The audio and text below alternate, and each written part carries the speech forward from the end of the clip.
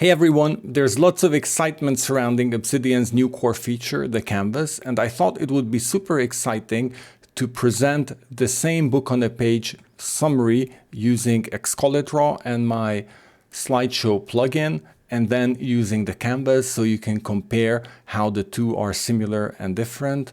And I would be very interested in your comments to compare which one you liked better and how the two were different for you, which one works, how would you use it, so that we together can learn the best way to integrate the canvas into our visual thinking processes. So why was I reading Emergence? Well, Emergence is a very good and interesting book, but also this is the book that we selected as a group in the Cohort 1 of the Visual Thinking Workshop. And just as a reminder, the Visual Thinking Workshop is a 6-step workshop taking you from the point of reading a book through creating highlights, processing your highlights, creating a book on a page summary, storing your visual permanent notes, and then doing a final showcase. And this is my final showcase. The team is going to come with their book on a page summaries this Saturday, so I'm very keen and excited to see what the others in the group have created.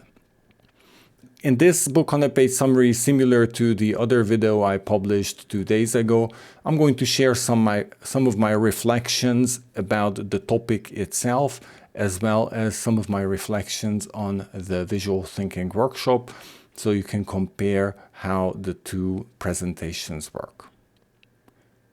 So this is the core part of my presentation, the discussion about the book. And let's start with the core message. So at the heart of it, the book is about intelligence, personality, and learning that emerges from the bottom up. The example used extensively in the book is the example of ant colonies, but then there are other examples used as well. For example, slime mold. But lots of other examples you will see here are brains, cities, software, etc. As I was reading the book, I had to realize that I myself am a strong believer in the myth of the ant queen. Not in the sense that, of course, I understand that the ant queen is not an authority figure. I understand that ant colonies are self-organizing organisms, and I know how it works. But in the sense that whenever I see collective intelligent behavior emerge, my initial instinct is that there's some sort of centralized authority at play. My biggest learning from the book is actually this is not how the world works. Most of the things that we experience in the world, including ourselves, our brains, including cities and neighborhoods and communities, but also including the internet. These are self-organizing systems, and there are some very simple principles at play, and it's a super exciting topic. Before we dive into the discussion about these 3 examples, I want to cover a couple of basic principles, definitions with you so you have a better understanding of the entire topic. So let's start with complexity theory. This is something that was coined as a term by Warren Weaver in 1948, and he talks about 3 different types of systems. First, simple systems that involve a few variables and some simple rules like planets revolving around the sun. Then you have disorganized complexity. These are situations when you have millions or even billions of individual elements, and the only way you can describe this is through statistical means. So for example, this is here how water is vaporizing, or this is the example of the statistics of road traffic accidents. These phenomena can be described with statistical analysis. And finally, and this is what the book is about, the category is organized complexity, and here we're talking about examples such as a seed growing into a plant or an embryo growing into a person. Now, Stephen also mentions emergent complexity without adaptation, and he mentions snowflakes and the intricate crystals formed by snowflakes as an example, which are beautiful, but according to Stephen, they serve no function. So it's a different type of complexity. We are talking about the organized complexity that is able to adapt. Now, there are 5 principles discussed in the book that will enable macro intelligence and adaptability to emerge. First of all, more is different. You need a critical mass of agents to interact with each other for this intelligent behavior to emerge. Second, ignorance is useful. This means that you need to focus on the micro motives and the micro engagements and let the sophisticated behavior trickle up. So this is a bottom-up organization. Second is that the high number of random encounters are key for the self-organization to be able to find new optimums. So the more random encounters, the better the individual agents can sense the macro state of the system itself, and the higher the chance that from one local maximum the system finds another local maximum and another local maximum. You can think of these local maximums also in the terms of maybe phase transitions. So phase transition is, for example, when water vaporizes or when water freezes. But here I'm thinking of phase transitions like the Industrial Revolution or like the Information Age or any other major transitions in our civilization. The fourth principle is that agents must look for patterns in the signs.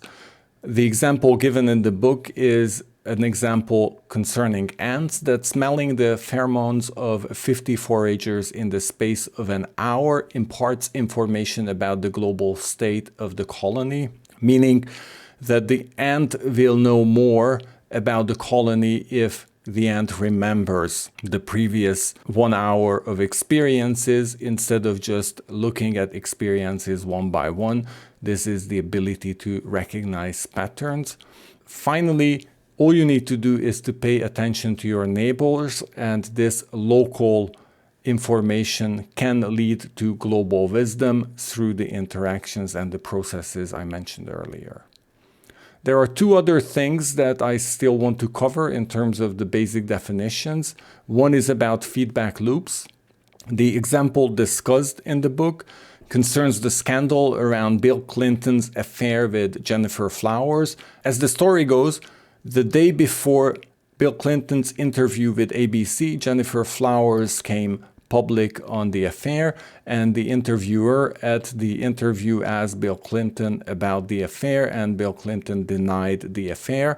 The national news agencies like CNN, ABC, NBC decided that this was not newsworthy, so this part of the interview was not aired. But because the local news agencies had access to CNN's recordings through an agreement signed back in the 80s, local news agencies the next day decided that this was actually newsworthy. So all of the local news agencies came public on this part of the interview. And once this happened, the national agencies had no other choice but also to air this interview. And this created a runaway positive feedback cycle that ended up in a scandal. The point here is that for self-organizing systems to work, you need both positive but even more so negative feedback. Negative feedback is the feedback that dampens the effect of runaway positive feedback. When the two are in balance, the positive and the negative are in balance, that's called homeostasis, and that is when a system is in balance. The other example that's important, I think this is not specifically mentioned in the book, but I think helps understand the concept, is that complex behavior emerges from simple rules. The example here is a swarm of birds flying. If you want to simulate this with a mathematical model, then you only need 3 simple rules for the birds to follow. Rule number 1 is don't hit your friends. So each bird should fly in a way that it doesn't collide with the others. The second rule is to follow the others, so fly in the same general direction as your neighbors.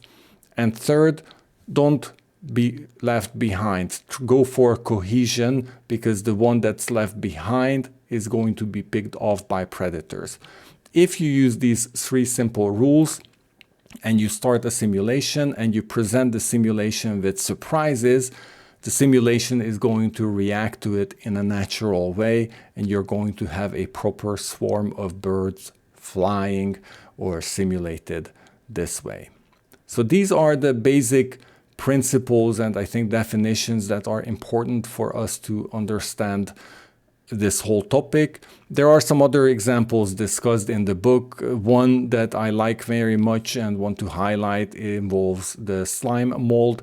And the slime mold is a single-celled organism that can act as single-celled units, but also as a swarm when it needs to. And the interesting thing is researchers for a very long time were looking for the pacemaker among slime mold, and there is no pacemaker. These are just individual interactions between these single-celled creatures, and they can create pretty surprising, awesome things. So for example, in one experiment, researchers created a network of oat flakes that resembled the city of Tokyo and its outer lying suburban centers. And within hours, the mold had expanded from Tokyo center and then continued to refine its nutrient channeling tubes between the food sources, with the resulting paths resembling the Tokyo train network. And so this is a very, I think, visual example of how an unintelligent single-cell organism can actually display a very intelligent behavior, solve a complex routing problem. So now let's talk about these 3 topics. So first of all, let's talk about our brains, then let's talk about cities, and then let's talk about software systems, and then finally we will move on to some reflections. So when talking about our brain, there are 2 things that I want to highlight. So first of all, our brain consists of neurons that are connected to one another, and these connections create a positive feedback loop. So you have the signals running around in the brain in a positive feedback cycle, but the absolute refractory period, which is a fatigue of the neurons, create a negative feedback cycle, because in that period the neurons cannot pick up new signals. So that helps keep the homeostasis of our thinking, and in the end our thinking and our personality is the result of these millions and millions of neurons interacting with each other in a self-organizing form. Now, the very interesting example research that Stephen shares in the book and that I thought to bring to you in this book on a page summary is this notion that, or this theory that we are only conscious of our own thoughts because we evolved the ability to simulate the thoughts of others. So this is all about humans being a social creature. For us to be able to act in a social environment, we need to be able to simulate the thoughts of others so we can predict how the other will react, and so we can adjust our own action according to that. As the theory goes, as we developed this capability, this also created our awareness of our own self, our self-image, but it was first this ability to simulate that was evolved. According to the experiment discussed in the book, researchers take a couple of children, and the children can see as researchers empty a box of Smarties and place pencils in the box, and then place the box on the table, and then an unsuspecting adult comes in the room, and the children are asked what the adult will think is in the box. Now, the interesting thing is that 4-year-olds are able to accurately separate their own understanding of what has just happened. So they know that the box has pencils in it, but they will correctly predict that the adult will expect to find Smarties in the box, while 3-year-olds do exactly the opposite. They are not able to predict what the adult will think. So the 3-year-olds will say that the adult will expect to find pencils in the box. Something between the age of 3 and 4 happens in our brain when we develop this ability to simulate the thoughts of others. This is important because our ability has evolved to simulate up to about 50 people. So our ability to work together with people is limited to 50. Now, the next group next example that Stephen discusses is the example of cities. And here the statement is that the sidewalk is the gap junction of city life. When Stephen was writing the book, he was also reading The Death and Life of Great American Cities by Jane Jacobs. And this is an argument by Jane Jacobs that it is on the sidewalk where people meet with each other, where interactions happen that result in the formation of neighborhoods and in the communities that are formed. According to Jane Jacobs, sidewalks and short blocks are extremely important. So, for example, if you're running a business, you will look for an area in town where there are similar businesses around you. You will do this because there are already going to be customers who are interested in your business. On the other hand, you will look for a location that is sufficiently far away from other businesses so that there's no competition. And through this dynamic of trying to go to the place where the customers are, but at the same time trying to keep a distance, neighborhoods are formed. And this is how it ends up that butchers and artists and lawyers are all in different parts of town. And it's amazing how these neighborhoods are stable over hundreds and hundreds of years. So even though the streets, the buildings, the people, everything changes, neighborhoods stay stable. And this is this dynamic that happens on the streets, on the sidewalks. The discussion is what drives this process.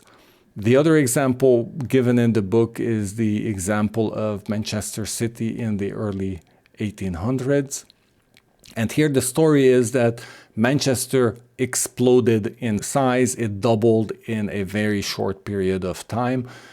During this time, automatically neighborhoods formed, and those neighborhoods are the same neighborhoods even today. At the time, it was very clear that there was no central organization. No one said that this is one area and that is the other area. It automatically evolved following this self-organization process that I just tried to explain using the example of businesses. The third category of examples I want to talk about are the internet and software systems. And here Stephen talks about a couple of different things. The first example that Stephen talks about in the book is the community site Slashdot. This site grew extremely fast at the end of the 1990s, and it faced a problem that a smaller minority of participants who were ranting online, who were cranks in the community, overtook the discussions, and it was very hard to find meaningful content on the site because of all this noise. This is when the karma system was invented by the founder of this site. The way it worked is the role of moderator was assigned to a person for a limited period of time. The moderator had a fixed number of points that he or she could assign to articles. An article could be rated -1 to +5. The more points you got, the better the response or the article was. And this way, the authors of the articles who got the points could build up a karma, and this helped the site to filter out good and bad content, and you could even adjust which level of content you wanted to see. So you could only filter 4 and aboves, or if you wanted to hear more of the noise, then you could take that filter lower and you got a different feeling of the site. This system has since been picked up by a number of other sites. So I think the rating system, the karma system, is today very familiar. But remember, this book is from 20 years ago. So lots of things have since then evolved. The other example mentioned in the book is this example that Skeptics at the time thought that online auctions would never become mainstream. And that is because scam artists can sell bogus merchandise. But because of the same feedback type of systems that were built, these auctioning sites became self-organizing, and in a way, the good artists found their place and the scam artists were automatically filtered out. Then there's a number of different software mentioned or games mentioned in the book. The biggest discussion is around Simcity and how that's very useful in understanding self-organizing systems, but also Stephen mentions the game Gearheads, which was a very interesting game at the turn of the century, as well as Evolva. So if you're interested in self-organizing games, these are maybe topics to dig into. So this is the part about the software. So these were the 3 examples of self-organizing systems. And then finally, the so what. So for me, the takeaway from the book, apart from me being a believer in the myth of the Ant Queen, and that is actually something I want to change, that there are lots of problems, for example, city traffic, where complexity is best solved by solutions that trickle bottom up. However, when you do a bottom up solution, you can never really predict the outcome. That is the whole issue with self-organizing systems, that you cannot simulate, you cannot really know what the outcome is going to be. So in a way, it takes a bit of bravery to go for solutions that are self-organizing solutions, because until you press play, until you do the simulation, until you try the solution in real life, you don't really know what's going to come out on the other end. So this is my quick summary of the book itself. And now looking at some of my notes and some of my reflections. So I had 2 groups of reflections reading the book. One was a reflection on how I can use Emergence in my corporate job. I'm a strong believer in agile methodologies, and actually at the workshop, one of the participants recommended this book called Management 3.0. And in Management 3.0, this pamphlet for complex project is something I copied from there. I'm not going to read it here. I just want to somehow show you some of the reflections that through the visual thinking workshop participants and through this feeling of a book club, I got so much more from the book. So this was one reflection. The other reflection on self-organizing teams is, for example, Agile at Spotify. Of course, this is not the only example, but overall, one way to bring self-organization into business, into corporate life, is through pushing the organizational community closer to agile approaches. The other question was in the back of my mind as I was reading the book, and I started to create this permanent note about that, is this question of, is there a way to make my PKM emergent? What do I need to do so that my personal knowledge management system automatically delivers bottom-up intelligence? I'm not sure this is doable, but I started this thinking here, taking the 5 principles that enable macro intelligence and adaptability, and to see how that can apply to my personal knowledge management system. I will do a bit more thinking on this topic, and then probably I will have a dedicated video on this. I think this is super interesting, and I've actually made some steps forward in just helping this emergent behavior in my own Obsidian vault. I will share that with you, and I will be very interested in your thoughts. But to give you a couple of ideas here, so I think the high number of agents comes from creating atomic nodes or adding ontology on every link, every page will strengthen the process of paying attention to my neighbor. So for me, creating an ontology for my links plays to this 5th principle of self-organizing systems. But then there are some other ideas here about high number of random encounters and how you can help that. I have some thoughts on that as well. And then reflecting on the visual thinking workshop.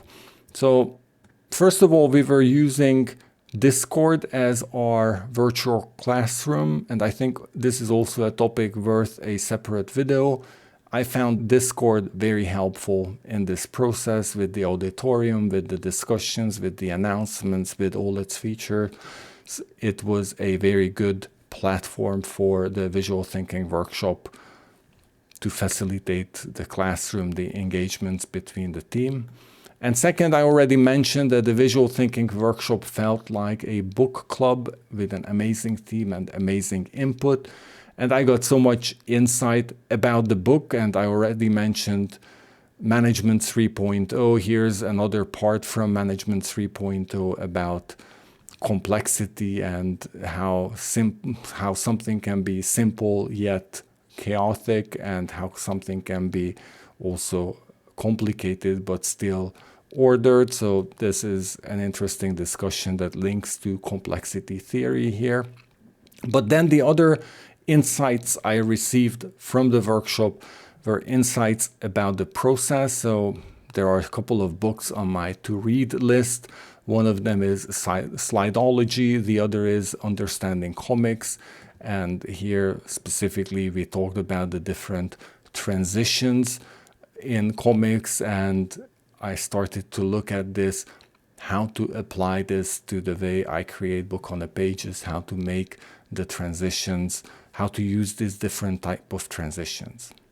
So without boring you with all of those details, this is where I would like to stop the summary. So this is my book on a page summary using the Obsidian canvas. Please watch the other version as well using Excalidraw, and please let me know which one you like better. And if you're interested in the visual thinking workshop, I still have a couple of places left for the January cohort, so you will find a link in the video description where you can join the workshop. And otherwise, I thank you for watching this video until the end, and I hope to see you next time in my next video. Thank you.